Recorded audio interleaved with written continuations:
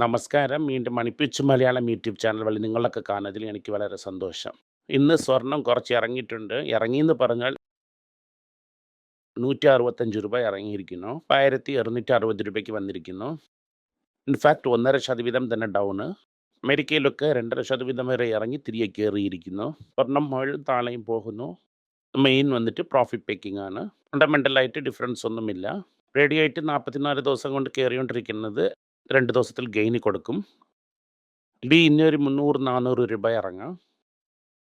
അതിലൊന്നും പേടിക്കാൻ ഒരു ചാൻസുമില്ല. കാരണം ഫണ്ടമെൻ്റലായിട്ട് ഗോൾഡിൽ ഒന്നും മാറിയിട്ടില്ല. അമേരിക്കയിൽ ഷട്ട് ഡൗൺ എടുത്തില്ല. ഫ്രാൻസിൽ ഗവൺമെൻറ് ഫാം ആയില്ല.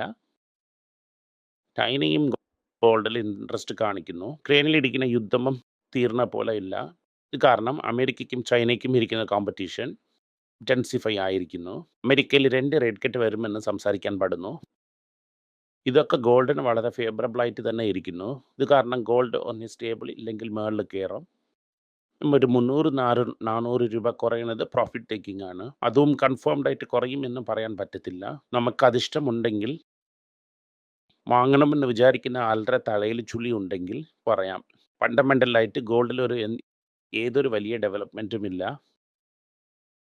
ആഗസ്റ്റ് മാസത്തിൽ 9,450 ഇരുന്നിടത്തിൽ അങ്ങനെ ഇരുന്ന ഗോൾഡ് ഇന്നലെ 11,400 വരെ പോയായിരുന്നു. എന്തെന്ന് നോക്കുമ്പോൾ സ്വർണം വന്നിട്ട് 2,000 രൂപ 2,400 രൂപ കയറിയിരിക്കുന്നു. ഇത് വന്നിട്ട് വളരെ റാപ്പിഡ് റൈസ് ആണ്. ഈ റൈസിനെ കറക്റ്റ് ചെയ്യാനും കുറച്ച് വീഴാനും മാർക്കറ്റിൽ ചാൻസസ് ഇരിക്കുന്നു. ഇതുകൊണ്ട് ഞാൻ പറഞ്ഞു എന്ത് വീഴുന്നില്ല എന്ന് കേൾക്കുന്നില്ല. But there is a possibility 300 അല്ലെങ്കിൽ 400 രൂപ താഴെ ഇറങ്ങാനുണ്ട്. അതിന് നമ്മൾ ബൈയിങ് ഓപ്പർച്യൂണിറ്റി ആയിട്ട് യൂസ് ചെയ്യാം. ഫണ്ടമെൻ്റലായിട്ട് എന്തെങ്കിലും മാറ്റം ഉണ്ടെങ്കിൽ ആദ്യം ഞാൻ തന്നെ പറയും. അതിനെക്കുറിച്ച് നിങ്ങൾ വിഷമിക്കേണ്ട. ഡോളർ അവിടെ തന്നെ ഇരിക്കുന്നു. 88-78 ഇരിക്കുന്നു. ഇന്നലെ 2 റിസൾട്ട് വന്നായിരുന്നു. ടാറ്റ ഫാമിലിയിലിരുന്ന് TCS, ഇനി എന്ന ടാറ്റ എലൈറ്റ്സ്. രണ്ടും IT ആണ്. IT എങ്ങനെ ഇരിക്കുമെന്ന് അത് കാണിക്കുന്ന ഒരു സ്റ്റോക്കാണ്.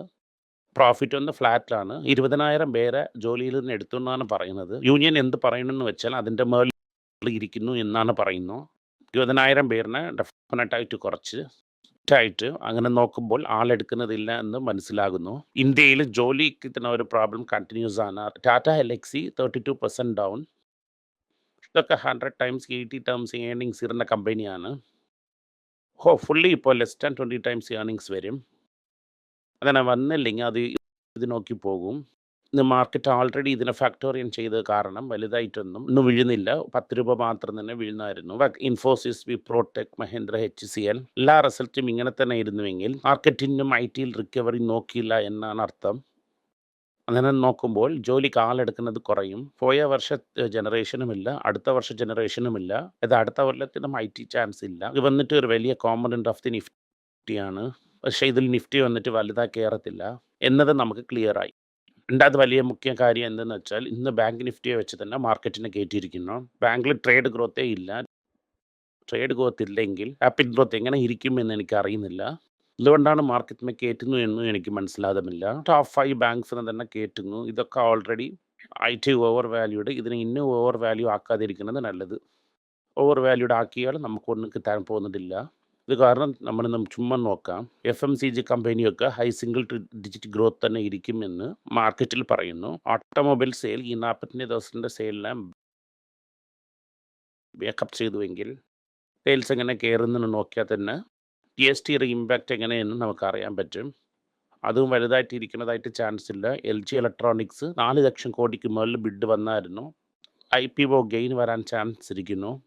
യൂസ്ലെസ് സ്റ്റോക്കാണ്. അങ്ങനെ നിങ്ങൾ കൺസിഡർ ചെയ്യാതെ വിടുന്നത് നല്ലതാണ്. ആവശ്യമുണ്ടെങ്കിൽ വലിയ മാർക്കറ്റിൽ നിങ്ങൾ കൺസിഡർ ചെയ്ത് വാങ്ങാം. മഹേന്ദ്ര എന്ത് പറഞ്ഞെന്ന് വെച്ചാൽ 3 കമ്പനി പിരിക്കേണ്ട പ്ലാൻ ഇരിക്കുന്നു.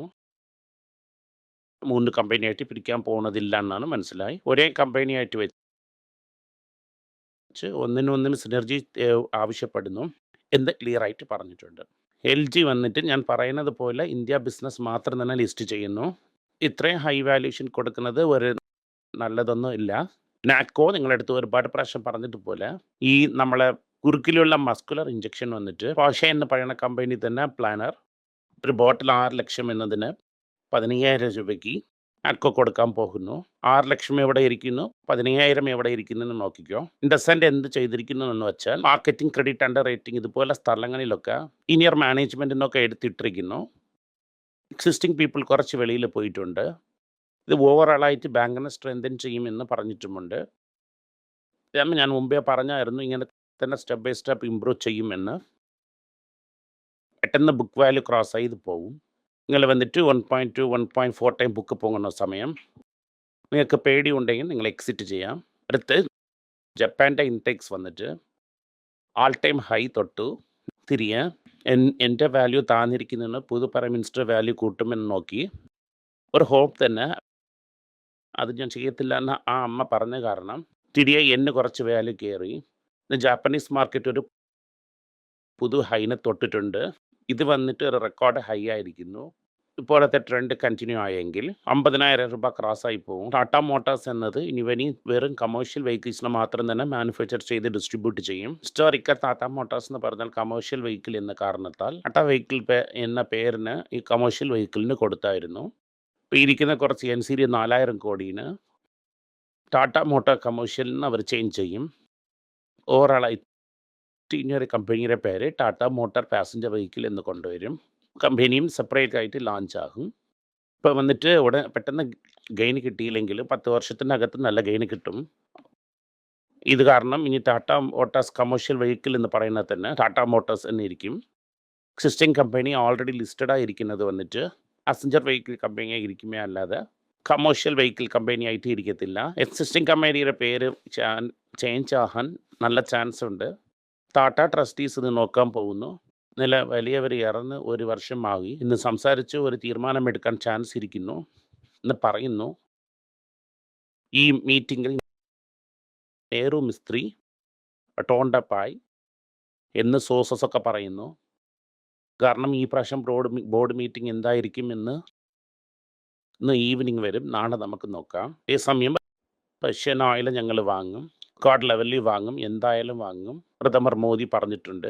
അതുകൊണ്ട് എന്തെങ്കിലും നമുക്ക് ആവശ്യങ്ങൾ വരുന്നു എന്ന് വെച്ചാൽ നല്ലതുമില്ല എങ്കിൽ ഈ വില ഒക്കെ കുറയാൻ പോകുന്നതില്ല. ഈ സമയം പ്രധാനമന്ത്രി മോദി പ്രസിഡന്റ് ട്രംപിനടുത്ത് സംസാരിച്ച് 2 നാടുകളുടെ ഇടയ്ക്ക് സംസാരിച്ചുകൊണ്ടിരിക്കുന്നു.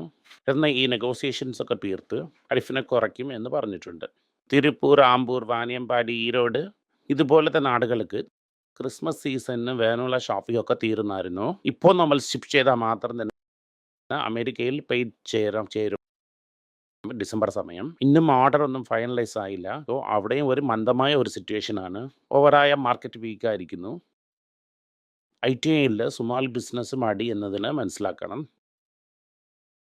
ഇത് കാരണം നമ്മൾ വളരെ സൂക്ഷിച്ച് ഇരുന്ന് നമ്മളെ സ്കിൽസിനെ വളർത്തിയോണ്ട് സ്ലോട്ടിൽ നമ്മൾ പ്ലേസ് ചെയ്യുന്നതല്ലാതെ വേറെ ഓപ്ഷൻ ഇല്ല. നന്ദി, നമസ്കാരം.